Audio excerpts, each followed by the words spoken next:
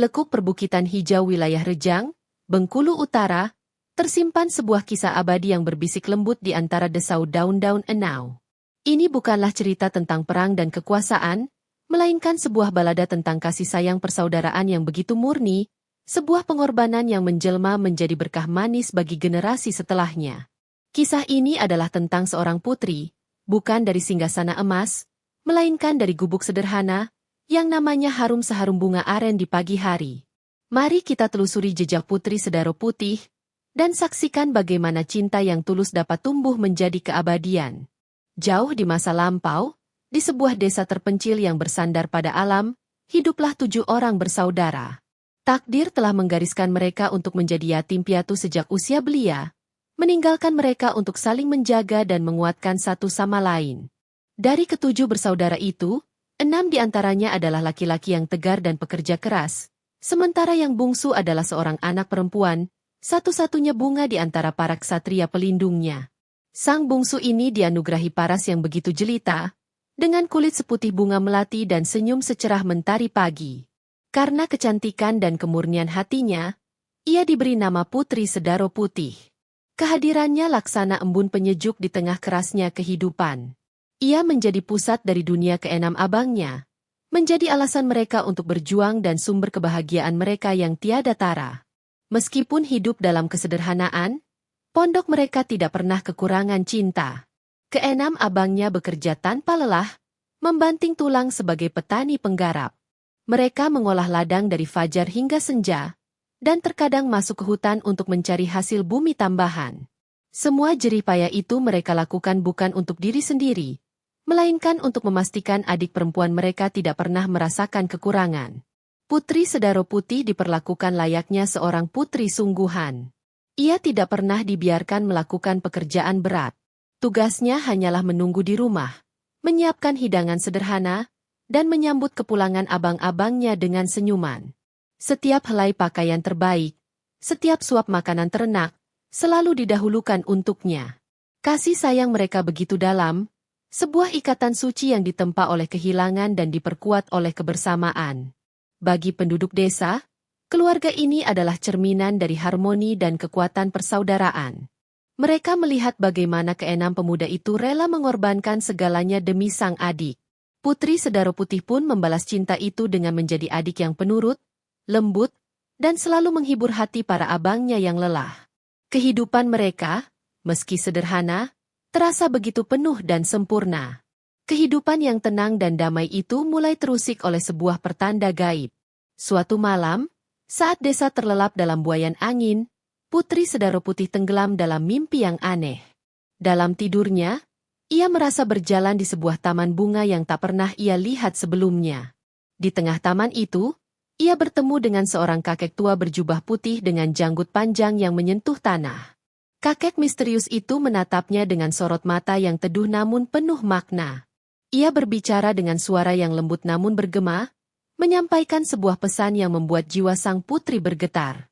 "Wahai anak baik," ujar sang kakek, "janganlah terkejut. Waktumu di dunia ini tidak akan lama lagi. Takdir telah memanggilmu untuk kembali ke haribaan Sang Pencipta." Putri Sedaro Putih terdiam, hatinya dipenuhi rasa takut dan bingung.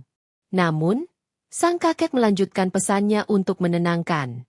"Janganlah bersedih, karena kepergianmu bukanlah sebuah akhir yang sia-sia. Pengorbananmu akan menjelma menjadi sebuah manfaat besar. Engkau akan meninggalkan warisan yang akan menghidupi bukan hanya saudara-saudaramu, tetapi juga seluruh penduduk desa ini untuk waktu yang sangat lama."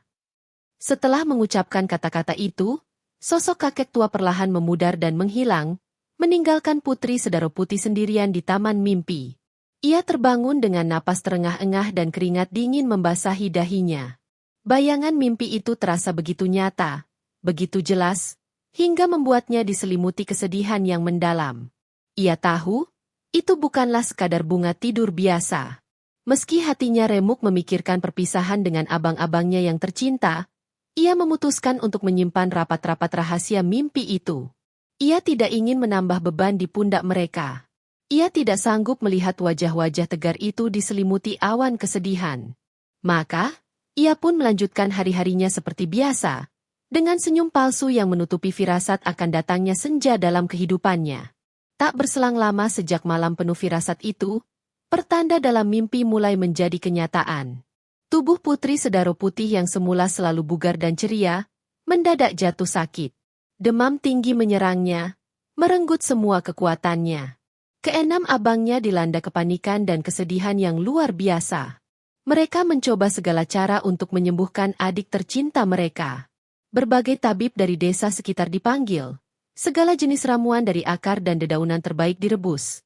Namun tidak ada satupun yang mampu melawan penyakit aneh yang diderita sang putri. Hari demi hari, kondisi Putri Sedaro Putih semakin melemah. Wajahnya yang dulu berseri kini tampak pucat, dan napasnya mulai terasa berat. Keenam abangnya tak pernah beranjak dari sisinya, menjaga dan merawatnya siang dan malam dengan hati yang hancur. Menyadari bahwa ajalnya sudah sangat dekat, Putri Sedaro Putih mengumpulkan sisa-sisa tenaganya.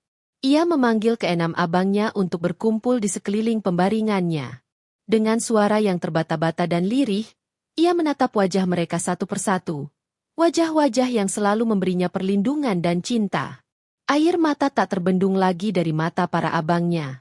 Abang-abangku yang kusayangi, bisiknya lemah. Waktuku telah tiba. Sebentar lagi aku akan pergi mendahului kalian. Janganlah kalian menangis terlalu lama, karena aku akan pergi dengan tenang. Ia berhenti sejenak untuk mengambil napas, lalu melanjutkan wasiat terakhirnya yang begitu sederhana namun penuh makna. Aku hanya punya satu permintaan, lanjutnya. Setelah aku meninggal nanti, kuburkanlah jasadku di halaman belakang pondok kita.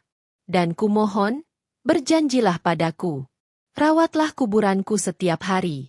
Jangan pernah biarkan kuburanku kotor, dan jangan biarkan satu helai pun rumput liar tumbuh di atasnya. Keenam abangnya, dalam isak tangis yang memilukan, mengangguk dan bersumpah akan memenuhi permintaan terakhir adiknya. Tak lama setelah itu, Putri Sedaro Putih pun menghembuskan napas terakhirnya dengan damai. Kepergian Putri Sedaro Putih meninggalkan lubang yang menganga di hati keenam abangnya. Pondok yang dulu terasa hangat dan penuh tawa, kini terasa sunyi dan dingin. Tiada lagi senyum manis yang menyambut mereka pulang, tiada lagi suara lembut yang menenangkan jiwa mereka. Duka yang mereka rasakan begitu dalam, seolah separuh dari nyawa mereka ikut pergi bersama sang adik. Sesuai dengan wasiatnya, mereka menguburkan jasad Putri Sedaro Putih di halaman belakang pondok, di tempat yang selalu disinari mentari pagi. Upacara pemakaman itu berlangsung dengan hikmat, diiringi tangis seluruh penduduk desa yang ikut merasa kehilangan sosok gadis baik hati itu. Bagi keenam abangnya, pusara itu bukan hanya sebuah gundukan tanah, melainkan istana terakhir bagi putri mereka. Teringat akan janji yang telah mereka ucapkan, keenam bersaudara itu mendedikasikan hidup mereka untuk merawat kuburan sang adik. Setiap pagi sebelum berangkat ke ladang, dan setiap sore setelah kembali, mereka akan membersihkan kuburan itu dengan penuh cinta. Mereka mencabuti setiap tunas rumput terkecil, menyapu setiap helai daun kering yang jatuh, dan memastikan tanah di atasnya selalu bersih dan rapi. Rutinitas itu menjadi pelipur lara bagi mereka.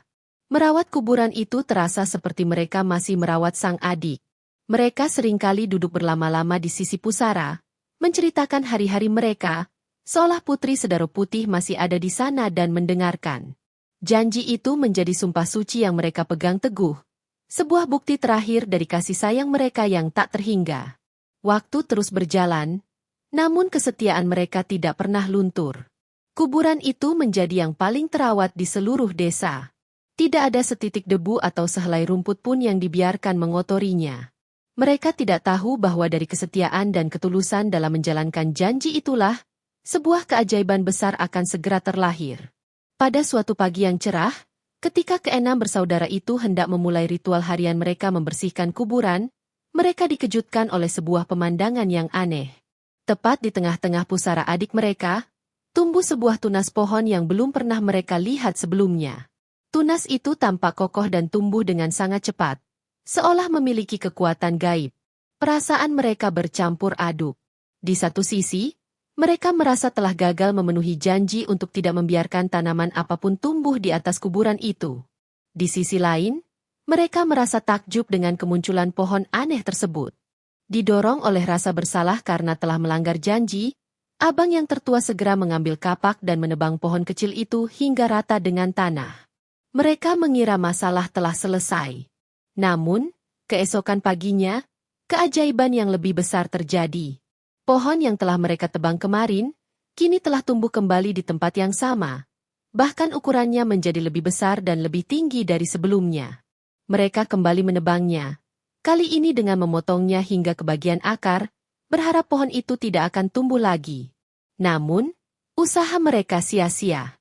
Setiap kali mereka menebangnya, keesokan harinya pohon itu akan tumbuh kembali, selalu lebih besar dan lebih kuat dari sebelumnya. Kejadian ini terus berulang selama beberapa hari. Keenam abang itu mulai merasa putus asa dan bingung. Mereka tidak mengerti kekuatan apa yang ada di balik pohon misterius yang begitu gigih untuk tetap hidup. Mereka merasa bahwa ini bukanlah kejadian biasa. Pasti ada sebuah makna tersembunyi di balik semua ini. Mereka mulai berpikir keras, mencoba mencari jawaban atas teka-teki pohon ajaib yang tumbuh dari pusara adik tercinta mereka, Putri Sedaro Putih. Di tengah kebingungan dan keputusasaan mereka menghadapi pohon misterius itu, salah seorang abang tiba-tiba terdiam merenung. Ingatannya melayang kembali ke hari-hari terakhir kehidupan adiknya. Ia teringat akan sebuah cerita yang pernah samar-samar didengarnya dari sang putri tentang mimpinya bertemu seorang kakek tua. Namun, saat itu ia tidak terlalu memperhatikannya karena sibuk dengan kesedihan.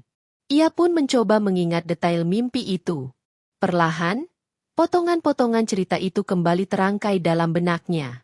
Ia teringat adiknya pernah berbisik tentang pesan sang kakek, bahwa kepergiannya akan membawa manfaat besar bagi mereka semua. Sebuah kata kunci yang selama ini mereka lupakan karena tertutup oleh awan duka. Seketika, ia menyadari sesuatu. Ia mengumpulkan semua saudaranya dan menceritakan kembali tentang firasat mimpi adiknya itu. Mungkin pohon ini adalah wujud dari manfaat besar yang dimaksud, katanya dengan suara bergetar. Mungkin kita telah salah selama ini. Kita terus menebangnya.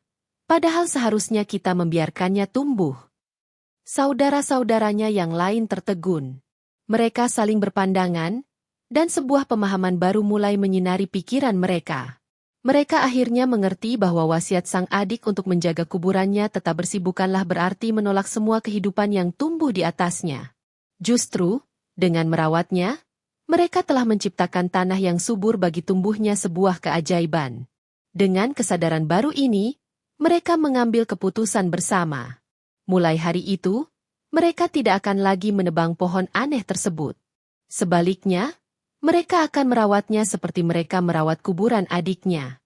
Mereka membiarkan pohon itu tumbuh menjulang tinggi, dengan keyakinan bahwa pohon itu adalah jelmaan dari pengorbanan dan kasih sayang Putri Sedaro Putih. Pohon misterius itu tumbuh dengan subur dan cepat. Batangnya lurus menjulang ke angkasa, dan pelepah daunnya yang panjang melambai-lambai ditiup angin. Pohon itu kemudian mengeluarkan mayang, yaitu tandan bunga yang panjang menjuntai. Keenam abangnya terus mengamati setiap perkembangan pohon itu dengan penuh harap dan rasa penasaran. Suatu hari, salah seorang dari mereka melihat sesuatu yang aneh. Dari bagian tandan bunga jantan yang telah dipotong, menetes cairan bening secara terus-menerus. Didorong oleh rasa ingin tahu, ia menadahkan tangannya dan mencicipi cairan itu. Alangkah terkejutnya ia ketika merasakan rasa manis yang legit dan menyegarkan di lidahnya. Ia segera memanggil saudara-saudaranya yang lain untuk ikut mencoba. Mereka semua takjub dengan penemuan itu. Cairan manis yang mereka sebut nira, itu terus menetes tiada henti. Mereka pun mulai mengumpulkannya dengan menggunakan wadah-wadah bambu. Nira itu tidak hanya lezat untuk diminum langsung, tetapi juga memberikan energi setelah seharian bekerja di ladang. Penemuan itu tidak berhenti sampai di situ. Suatu ketika, saat nira yang mereka kumpulkan tidak sengaja ikut terpanaskan di dekat perapian, mereka melihat cairan itu mulai mengental dan berubah warna menjadi kecoklatan. Ketika dingin, cairan kental itu mengeras menjadi gumpalan padat yang rasanya jauh lebih manis. Mereka telah menemukan cara untuk membuat gula dari nira. Gula berwarna kemerahan inilah yang kemudian dikenal sebagai gula merah atau gula aren. Penemuan ini mengubah kehidupan mereka secara drastis. Mereka tidak lagi hanya bergantung pada hasil ladang. Produksi gula aren memberikan mereka sumber penghasilan baru yang melimpah, mengangkat derajat kehidupan mereka dari kemiskinan. Kabar tentang penemuan pohon ajaib dan gula manis yang dihasilkannya menyebar dengan cepat ke seluruh desa. Penduduk desa berdatangan untuk menyaksikan sendiri keajaiban itu. Keenam bersaudara itu, dengan kemurahan hati, membagikan pengetahuan mereka tentang cara menyadap nira dan mengolahnya menjadi gula merah kepada semua tetangga mereka. Sejak saat itu, masyarakat Rejang mulai mengenal dan membudidayakan pohon yang kemudian mereka namai pohon aren atau enau. Pohon ini menjadi sumber kemakmuran baru bagi seluruh desa. Gula aren menjadi komoditas berharga, pemanis alami yang digunakan dalam berbagai masakan dan minuman, serta menjadi sumber pendapatan yang menopang kehidupan banyak keluarga. Keenam abang putri Sedaro Putih tidak pernah lagi hidup dalam kekurangan. Mereka menjadi orang yang terpandang di desa, bukan hanya karena kemakmuran mereka, tetapi juga karena kedermawanan mereka. Namun, di tengah semua keberkahan itu, mereka tidak pernah sekalipun melupakan dari mana semua itu berasal. Mereka tahu, setiap butir gula manis yang mereka nikmati adalah tetesan dari kasih sayang dan pengorbanan adik tercinta mereka. Pohon aren yang tumbuh dari pusara sang putri menjadi simbol abadi dari cinta yang tulus. Kisah Putri Sedaro Putih pun diwariskan dari generasi ke generasi, menjadi sebuah legenda yang syarat akan makna. Cerita ini mengajarkan sebuah pesan moral yang mendalam, bahwa pengorbanan yang dilakukan dengan ikhlas tidak akan pernah sia-sia. Seperti Putri Sedaro Putih yang menjelma menjadi pohon aren, kebaikan dan cinta sejati akan selalu tumbuh kembali dalam bentuk yang berbeda, memberikan rasa manis dan manfaat bagi kehidupan orang banyak.